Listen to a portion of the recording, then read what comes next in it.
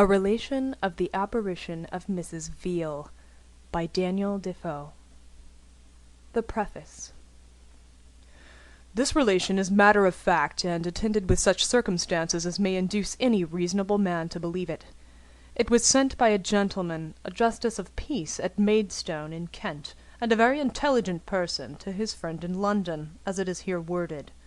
Which discourse is attested by a very sober and understanding gentlewoman, a kinswoman of the said gentleman's, who lives in Canterbury within a few doors of the house in which the within named Mrs. Bargrave lives, who believes his kinswoman to be of so discerning a spirit as not to be put upon by any fallacy, and who positively assured him that the whole matter, as it is related and laid down, is really true, and what she herself had in the same words as near as may be from Mrs. Bargrave's own mouth, who, she knows, had no reason to invent and publish such a story, or any design to forge and tell a lie, being a woman of much honesty and virtue, and her whole life a course, as it were, of piety. The use which we ought to make of it is to consider that there is a life to come after this, and a just God, who will retribute to every one according to the deeds done in the body, and therefore to reflect upon our past course of life we have led in the world, that our time is short and uncertain, and that if we would escape the punishment of the ungodly, and receive the reward of the righteous, which is the laying hold of eternal life, we ought, for the time to come, to return to God by a speedy repentance, ceasing to do evil, and learning to do well, to seek after God early, if happily he may be found of us, and lead such lives for the future as may be well pleasing in his sight. A Relation of the Apparition of Mrs. Veal. This thing is so rare in all its circumstances, and on so good authority, that my reading and conversation has not given me anything like it. It is fit to gratify the most ingenious and serious inquirer. Mrs. Bargrave is the person to whom Mrs. Veal appeared after her death. She is my intimate friend, and I can avouch for her reputation for these last 15 or 16 years on my own knowledge, and I can confirm the good character she had from her youth to the time of my acquaintance, though since this relation she is calumniated by some people that are friends to the brother of this Mrs. Veal who appeared, who think the relation of this appearance to be a reflection, and endeavour what they can to blast Mrs. Bargrave's reputation, and to laugh the story out of countenance. But, by the circumstances thereof, and the cheerful disposition of Mrs. Bargrave, notwithstanding the ill usage of a very wicked husband, there is not yet the least sign of dejection in her face, nor did I ever hear her let fall a desponding or murmuring expression, nay, not when actually under her husband's barbarity, which I have been witness to, and several other persons of undoubted reputation. Now, you must know, Mrs. Veal was a maiden gentlewoman of about 30 years of age, and for some years last past had been troubled with fits, which were perceived coming on her by her going off from her discourse very abruptly to some impertinence. She was maintained by an only brother, and kept his house in Dover. She was a very pious woman, and her brother a very sober man to all appearance, but now he does all he can to null or quash the story. Mrs. Veal was intimately acquainted with Mrs. Bargrave from her childhood. Mrs. Veal's circumstances were then mean. Her father did not take care of his children as he ought, so that they were exposed to hardships, and Mrs. Bargrave in those days had as unkind a father, though she wanted neither food nor clothing, whilst Mrs. Veal wanted for both, insomuch as she would often say, "Mrs. Bargrave, you are not only the best but the only friend I have in the world, and no circumstance of life shall ever dissolve my friendship." They would often condole each other's adverse fortunes, and read together Drelincourt upon Death, and other good books, and so, like two Christian friends, they comforted each other under their sorrow. Some time after, Mr. Veal's friends got him a place in the custom-house at Dover, which occasioned Mrs. Veal by little and little to fall off from her intimacy with Mrs. Bargrave, though there was never any such thing as a quarrel, but an indifference came on by degrees, till at last Mrs. Bargrave had not seen her in 2 years and a half, though above 12 months of the time Mrs. Bargrave hath been absent from Dover, and this last half year has been in Canterbury about 2 months of the time, dwelling in a house of her own. In this house, on the 8th of September 1705, she was sitting alone in the forenoon, thinking over her unfortunate life, and arguing herself into a due resignation to Providence, though her condition seemed hard. "And," said she, "I have been provided for hitherto, and doubt not but I shall be still, and am well satisfied that my afflictions shall end when it is most fit for me," and then took up her sewing work, which she had no sooner done but she hears a knocking at the door. She went to see who was there, and this proved to be Mrs. Veal, her old friend, who was in a riding habit. At that moment of time the clock struck 12 at noon.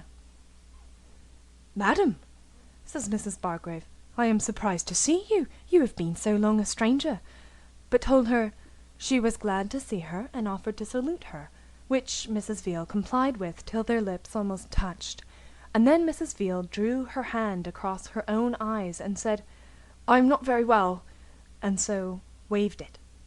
She told Mrs. Bargrave she was going a journey, and had a great mind to see her first.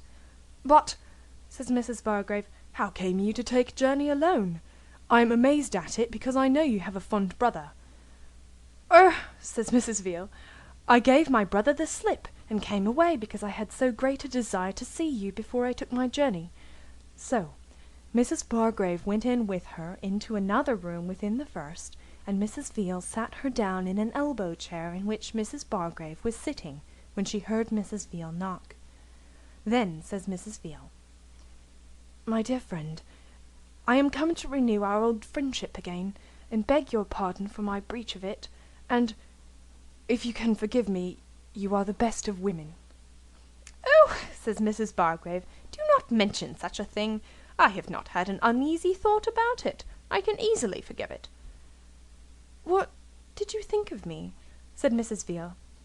Says Mrs. Bargrave, "I thought you were like the rest of the world, and that prosperity had made you forget yourself and me."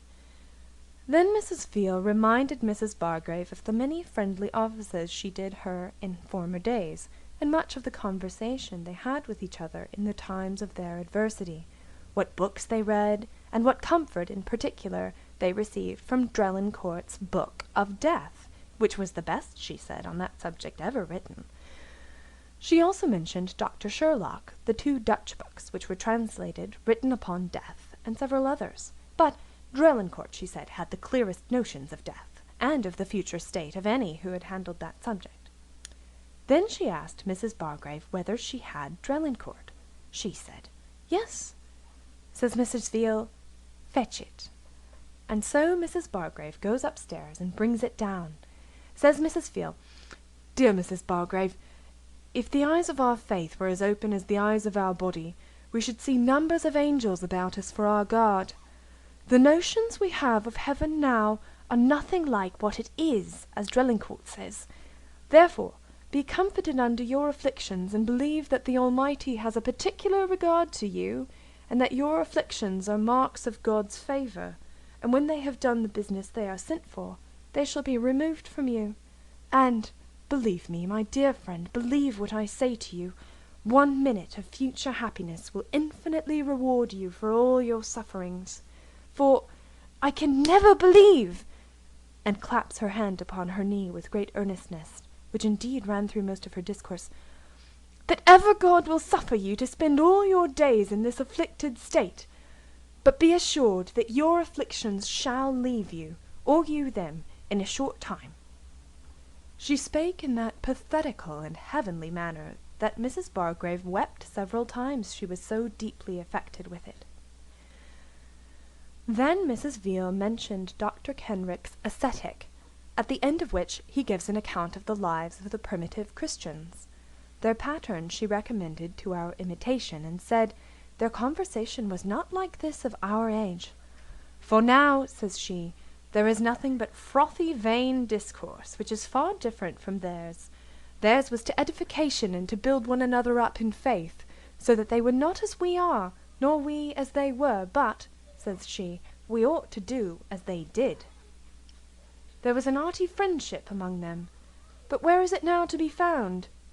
Says Mrs. Bargrave, it is hard indeed to find a true friend in these days. Says Mrs. Veal, Mr. Norris has a fine copy of verses called Friendship in Perfection, which I wonderfully admire. Have you seen the book? Says Mrs. Veal. No, says Mrs. Bargrave, but I have the verses of my own writing out. Have you? Says Mrs. Veal. Then fetch them. Which she did from above stairs, and offered them to Mrs. Veal to read, who refused, and waved the thing, saying, holding down her head would make it ache, and then desired Mrs. Bargrave to read them to her, which she did. As they were admiring friendship, Mrs. Veal said, Dear Mrs. Bargrave, I shall love you forever. In these verses there is twice used the word Elysian. Ah, says Mrs. Veal, these poets have such names for heaven. She would often draw her hand across her own eyes and say, Mrs. Bargrave, do not you think I am mightily impaired by my fits? No, says Mrs. Bargrave, I think you look as well as ever I knew you. After all this discourse, which the apparition put in much finer words than Mrs. Bargrave she could pretend to, and as much more as she can remember, for it cannot be thought that an 1 3/4 conversation could be all retained, though the main of it she thinks she does, she said to Mrs. Bargrave she would have her write a letter to her brother and tell him. She would give him rings to such and such, and that there was a purse of gold in her cabinet, and that she would have 2 broad pieces given to her cousin Watson. Talking at this rate, Mrs. Bargrave thought that a fit was coming upon her, and so placed herself in a chair just before her knees to keep her from falling to the ground, if her fits should occasion it, for the elbow chair she thought would keep her from falling on either side. And, to divert Mrs. Veal, as she thought, took hold of her gown sleeve several times and commended it. Mrs. Veal told her it was a scoured silk, and newly made up. But for all this, Mrs. Veal persisted in her request, and told Mrs. Bargrave she must not deny her, and she would have her tell her brother all their conversation when she had opportunity. Dear Mrs. Veal, says Mrs. Bargrave, this seems so impertinent that I cannot tell how to comply with it, and what a mortifying story will our conversation be to a young gentleman. Why, says Mrs. Bargrave, it is much better, methinks, to do it yourself. No, says Mrs. Veal, though it seems impertinent to you now, you will see more reason for it hereafter. Mrs. Bargrave then, to satisfy her importunity, was going to fetch a pen and ink, but Mrs. Veal said, Let it alone now, but do it when I am gone, but you must be sure to do it, which was one of the last things she enjoined her at parting, and so she promised her. Then Mrs. Veal asked for Mrs. Bargrave's daughter. She said she was not at home. But if you've a mind to see her, says Mrs. Bargrave, I'll send for her. Do, says Mrs. Veal, on which she left her and went to a neighbour's to see for her, and by the time Mrs. Bargrave was returning, Mrs. Veal was got without the door in the street in the face of the beast market on a Saturday, which is market day, and stood ready to part as soon as Mrs. Bargrave came to her. She asked her why she was in such haste. She said she must be going, though perhaps she might not go her journey till Monday, and told Mrs. Bargrave she hoped she should see her again at her cousin Watson's before she went whither she was going. Then she said she would take her leave of her, and walked from Mrs. Bargrave in her view till a turning interrupted the sight of her, which was 1:75 in the afternoon. Mrs. Veal died the 7th of September at 12 o'clock at noon of her fits, and had not above 4 hours' senses before her death, in which time she received the sacrament. The next day after Mrs. Veal's appearing, being Sunday, Mrs. Bargrave was mightily indisposed with a cold and a sore throat, that she could not go out that day, but on Monday morning she sent a person to Captain Watson's to know if Mrs. Veal was there. They wondered at Mrs. Bargrave's inquiry, and sent her word that she was not there, nor was expected. At this answer, Mrs. Bargrave told the maid she had certainly mistook the name, or made some blunder. And though she was ill, she put on her hood and went herself to Captain Watson's, though she knew none of the family, to see if Mrs. Veal was there or not. They said they wondered at her asking, for that she had not been in town. They were sure if she had, she would have been there. Says Mrs. Bargrave, I am sure she was with me on Saturday almost 2 hours. They said it was impossible, for they must have seen her if she had. In comes Captain Watson, while they were in dispute, and said that Mrs. Veal was certainly dead, and her escutcheons were making. This strangely surprised Mrs. Bargrave, when she sent to the person immediately who had the care of them, and found it true. Then she related the whole story to Captain Watson's family, and what gown she had on, and how striped, and that Mrs. Veal had told her it was scoured. Then Mrs. Watson cried out, You have seen her indeed, for none knew but Mrs. Veal and myself that the gown was scoured. And Mrs. Watson owned that she described the gown exactly, for, she said, I helped her make it up. This Mrs. Watson blazed all about the town, and avouched the demonstration of the truth of Mrs. Bargrave's seeing Mrs. Veal's apparition. And Captain Watson carried 2 gentlemen immediately to Mrs. Bargrave's house, to hear the relation of her own mouth. And when it spread so fast that gentlemen and persons of quality, the judicious and sceptical part of the world, flocked in upon her, it at last became such a task that she was forced to go out of the way, for they were in general extremely satisfied with the truth of the thing, and plainly saw that Mrs. Bargrave was no hypochondriac, for she always appears with such a cheerful air and pleasing mien that she has gained the favour and esteem of all the gentry, and it is thought a great favour if they can but get the relation from her own mouth. I should have told you before that Mrs. Veal told Mrs. Bargrave that her sister and brother-in-law were just come down from London to see her. Says Mrs. Bargrave, How came you to order matters so strangely? It could not be helped, says Mrs. Veal. And her brother and sister did come to see her, and entered the town of Dover just as Mrs. Veal was expiring. Mrs. Bargrave asked her whether she would drink some tea. Says Mrs. Veal, I do not care if I do, but I'll warrant you this mad fellow, meaning Mrs. Bargrave's husband, has broke all your trinkets. But, says Mrs. Bargrave, I'll get something to drink in for all that.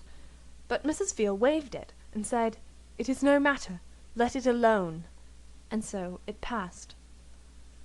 All the time I sat with Mrs. Bargrave, which was some hours, she recollected fresh sayings of Mrs. Veal, and one material thing more she told Mrs. Bargrave, that old Mr. Breton allowed Mrs. Veal £10 a year, which was a secret, and unknown to Mrs. Bargrave till Mrs. Veal told it her.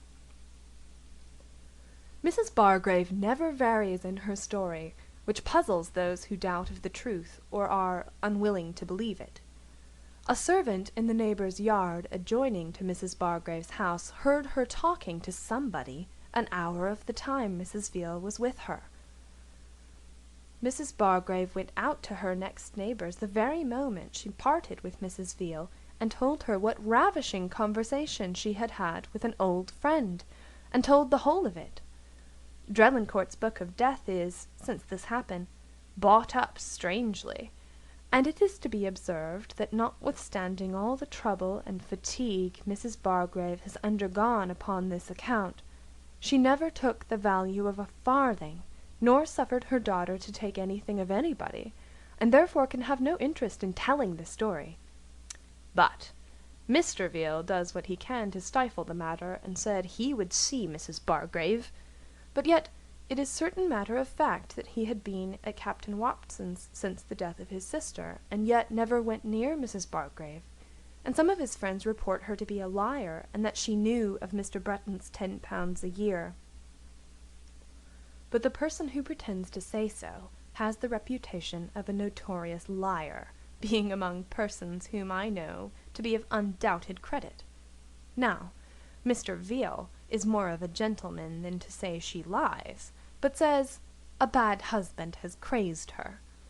But she needs only present herself, and it will effectually confute that pretence. Mr. Veal says he asked his sister on her deathbed whether she had a mind to dispose of anything, and she said no.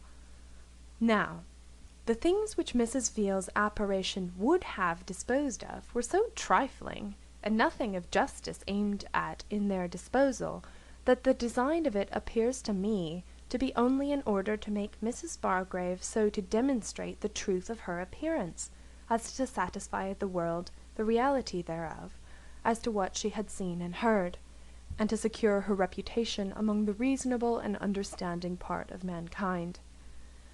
And then again Mr. Veal owns that there was a purse of gold, but it was not found in her cabinet, but in a comb-box. This looks improbable, for that Mrs. Watson owned that Mrs. Veal was so very careful of the key and the cabinet that she would trust nobody with it.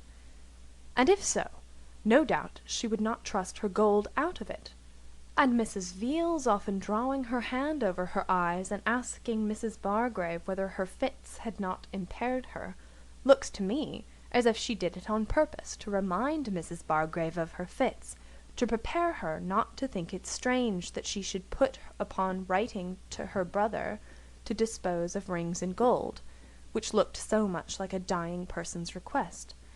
And it took accordingly with Mrs. Bargrave as the effects of her fits coming upon her, and was one of the many instances of her wonderful love to her, and care of her, that she should not be affrighted, which indeed appears in her whole management, particularly in her coming to her in the daytime, waving the salutation, and when she was alone, and then the manner of her parting, to prevent a second attempt to salute her.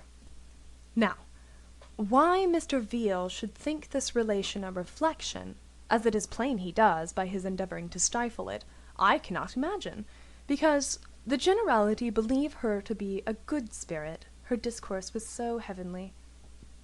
Her two great errands were to comfort Mrs. Bargrave in her affliction, and to ask her forgiveness for the breach of friendship, and with a pious discourse to encourage her.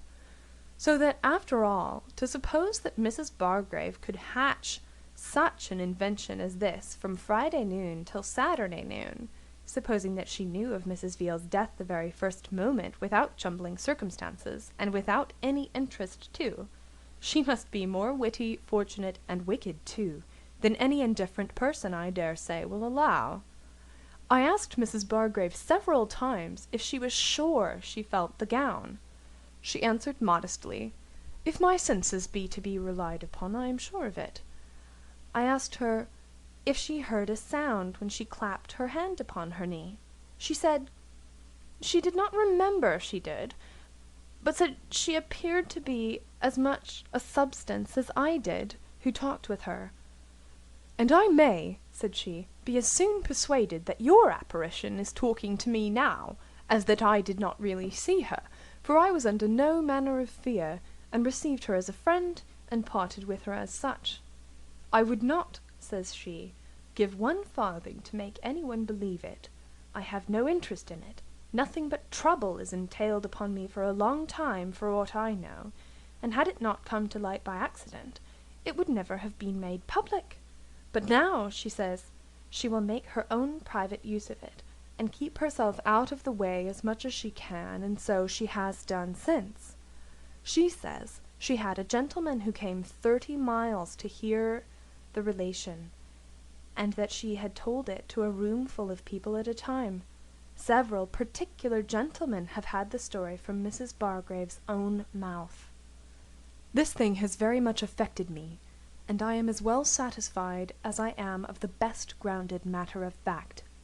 And why we should dispute matter of fact, because we cannot solve things of which we can have no certain or demonstrative notions, seems strange to me.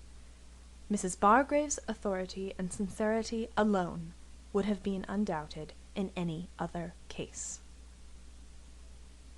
End of A Relation of the Apparition of Mrs. Veal by Daniel Defoe.